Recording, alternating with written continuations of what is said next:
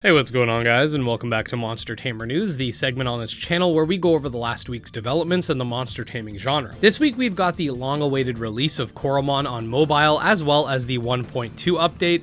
We've got a new Digimon World-inspired game releasing in less than a week, a little bit of Nexomon 3 information regarding an auto-battling feature, and more. So as per the usual, sit back, relax, let's dive in.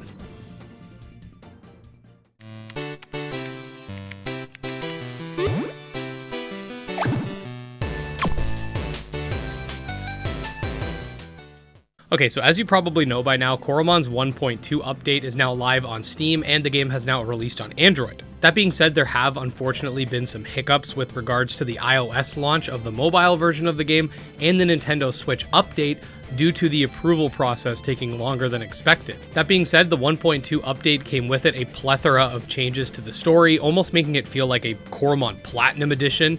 It came with a new post-game facility that honestly is a ton of fun and we need to stream very soon. There are 2 new Coromon lines that were added, as well as some new Crimsonite Coromon. The game now has skins, daily milestones, and more. I've definitely been having a ton of fun covering the update so far, and while I do know it's frustrating for Switch and iOS users, I do hope that you guys will be patient with the developers and enjoy the releases when they come. Now, we only have 6 days as of the time of this video going live until Anode Heart releases, which, if you remember, is a monster taming game heavily inspired by the Digimon World franchise. I've been pretty excited about this game in general, especially since we definitely need more Digimon-inspired games. Pokemon-inspired games are great, and we have a decent amount of SMT-inspired games. However, the Digimon World franchise is very unique with its mechanics and the way that it mixes monster raising with monster battling, so it'll definitely be interesting to see how the game does.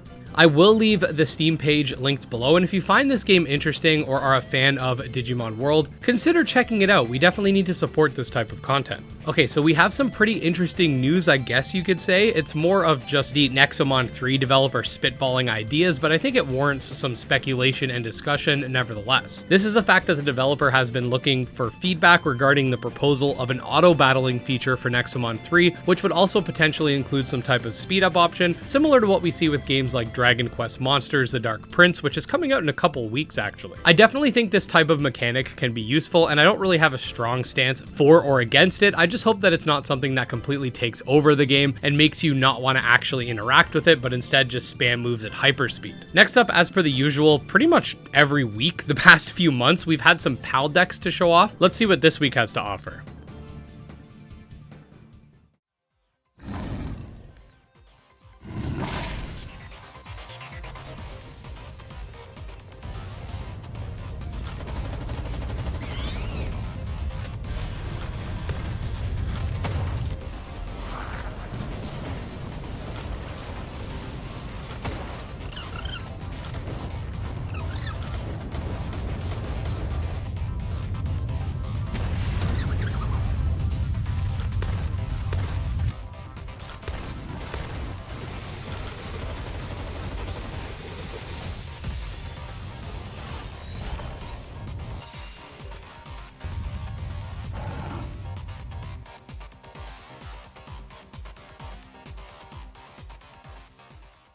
Okay, next up we have the rapid fire news for the updates that don't require lengthy explanations. First things first, Serialum Ultimate has been taken down from the Play Store for a short period while it's updated. There's no time frame on this just yet. Here we got a new screenshot for Kindred Fates. We got a new gameplay clip for Aethermancer, a new step form for Gremlin. We got a new character scene for Dokimon, which looks quite nice.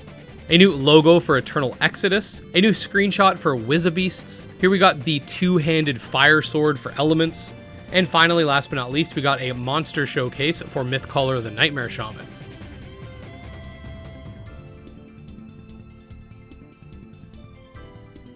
And there you go, guys, another solid week. And again, while it is frustrating for those on iOS and Nintendo Switch with regards to Coromon, I do hope that you will bear with the developers, since this does seem to be an issue on Nintendo and Apple's side, not really on their side. But other than that, if you did enjoy the video and want to stay up to date on all things monster taming, subscribe to the channel for daily monster taming videos. You could also check out my Twitter, Discord, Patreon, and channel memberships linked below. And special thanks to all of our supporters, especially Dro Ghost, Exodus, and Candy Morency, and I'll see you next time.